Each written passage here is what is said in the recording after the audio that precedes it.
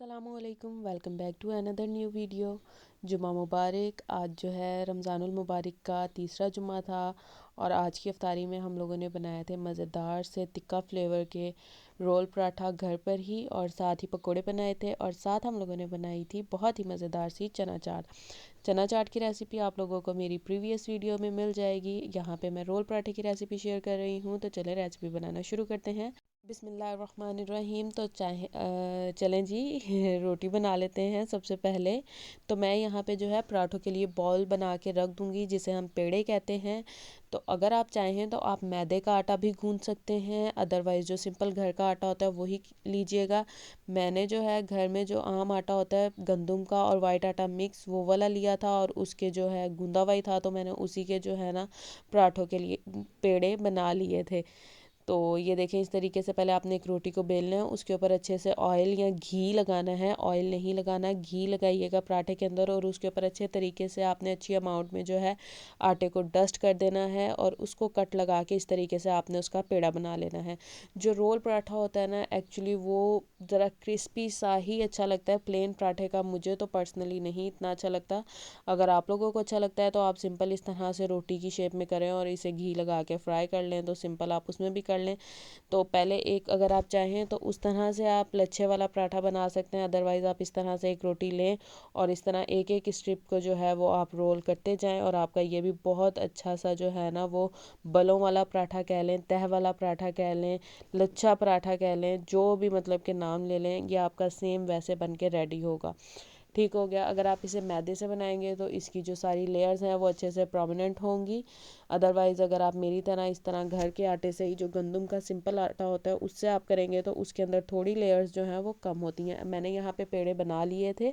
अब मैं इन्हें फ्रिज में रख दूँगी, ताकि इसके अंदर जो मैंने घी लगाया वो थोड़ा सा जो है ना फ्रीज़ हो जाए, और हमारा जो ये पेड़ा है वो थोड़ा ठहर जाए। साथ ही अब मैंने एक चिकन का ब्रेस्ट पीस ले लिया था, जिसको मैं स्ट्रिप्स में कट कर लूँगी। ये फ्रीज़ था तो मैंने इसे डीफ्रॉस्ट करने के लिए, इतना ज़्यादा टाइम नहीं था, तो सिंपली माइक्रो किया 1 मिनट का, और ये साइडों से देखें वाइट वाइट हो गया। तो अगर आपके पास टाइम है तो आप वैसे कर लें, फ्रेश चिकन है तो आप वैसे ही मतलब उसकी स्ट्रिप्स कट कर लें। और साथ ही इसके अंदर जाएगा एक अदद प्याज, जिसके मैंने रिंग्स कट कर लिए थे।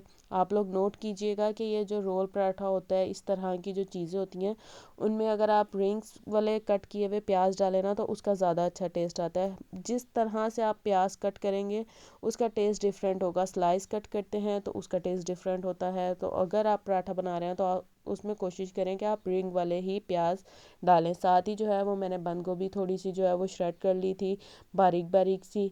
और यहाँ पे मैंने लिया था 1.5 टेबल स्पून लेमन जूस, क्योंकि अब मैं चिकन मैरिनेट करने लगी हूँ। साथ ही मैंने लिया था नेशनल का तिक्का मसाला, जो कि मैंने 1.5 टेबल स्पून लिया था। साथ ही मैंने लिया था थोड़ा सा नमक, आधा चम्मच कुटी हुई लाल मिर्च, थोड़ी सी जो है पेपरिका ली थी, एक लहसुन का जवा जवा था जिसे मैंने जो है ना क्रश कर लिया था और वो शामिल किया था।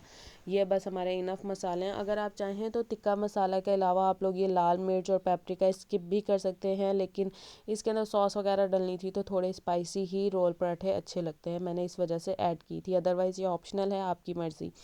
ये आधे घंटे के लिए मैं मैरिनेट होने के लिए रख दूँगी। बस आधा घंटे का टाइम इनफ होता है, इससे ज़्यादा ये शॉर्मे या इन चीज़ों के लिए ना मैरिनेशन का टाइम रिक्वायर्ड नहीं होता। फिर साथ ही हमने बनाने थे क्रिस्पी लच्छेदार से पकोड़े, जिसके लिए मैंने लिया था एक आलू। उसे इस तरीके से बारीक बारीक कट कर लिया था, और उसको जो है ना इस तरीके से आपने कट कर लेना है।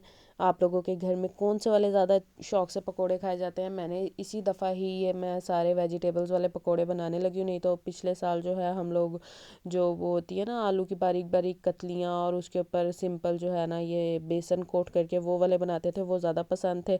लेकिन इस दफ़ा अब ये वाले बहुत ही डिलीशियस बनते हैं, तो हम लोग इस दफ़ा ज़्यादा यही बना रहे हैं। साथ ही मैंने ले लिया था 1 कप बेसन, और थोड़ा सा ज़ीरा डाला था, थोड़ा सा मैंने डाला था गरम मसाला, और सूखा धनिया डाला था, 1 चम्मच भर के लाल मिर्च पाउडर डाला था, 1 चम्मच भर के मैंने इसमें डाला था कुटी हुई लाल मिर्चों का, आधा चम्मच मैंने इसका ज़ीरा लिया था जो कि हाथ पे क्रश करके डाला था, थोड़ा सा सूखे धनिया का पाउडर लिया था, आधी चम्मच जो है मैंने काली मिर्च ली थी, थोड़ी सी इसके अंदर मैंने अजवाइन डाली थी, और सूखा धनिया का भी इस तरीके से हाथ पे क्रश करके डाला था, थोड़ी सी कसूरी मेथी थी जो कि आधा आधा चम्मच थी ड्राई वाली, और अनारदाने का 1 चम्मच भर के डाला था, और धनिया एज़ रिक्वायर्ड, जितना आप लोगों को पसंद है आप उतना डाल सकते हैं।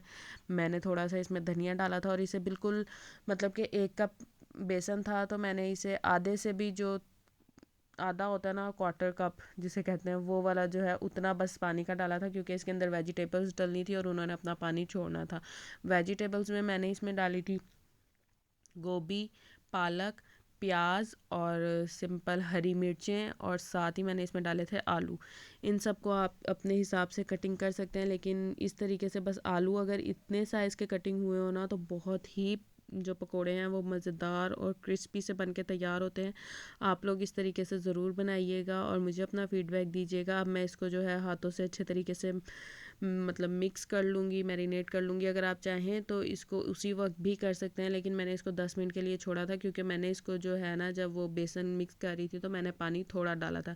अब ये वेजिटेबल्स अपना ही पानी छोड़ेंगी, अपना फ्लेवर सारा इसके बीच में आ जाएगा, फिर मैं इसे फ्राई करूँगी। अब आप ये देखें, ये कितना सा जो रनी है, ये टेक्सचर इसका हो चुका है।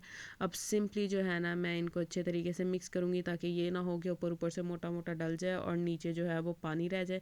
अच्छे तरीके से आपने इसको मिक्स करना है और एक एक इस तरीके से फ्लैट करके पकोड़ा डाल लेना है।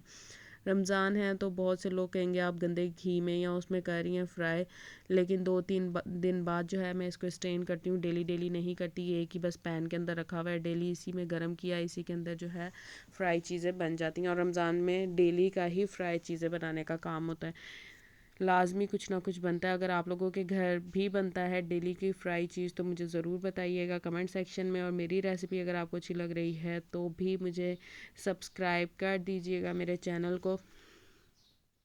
मेरा रोज़ा है और अब जो है ना, बोल बोल के ना मुझे ऐसा लग रहा है रोज़ा महसूस होने लग गया है, क्योंकि ना मैं इतना ज़्यादा बोलती नहीं हूँ घर में, बस चुप मैं और मेरी अम्मी होते हैं, तो इतनी ज़्यादा बातचीत तो होती नहीं है, बस काम और अपना मुंह ध्यान इबादत वगैरह में ही लगे रहते हैं।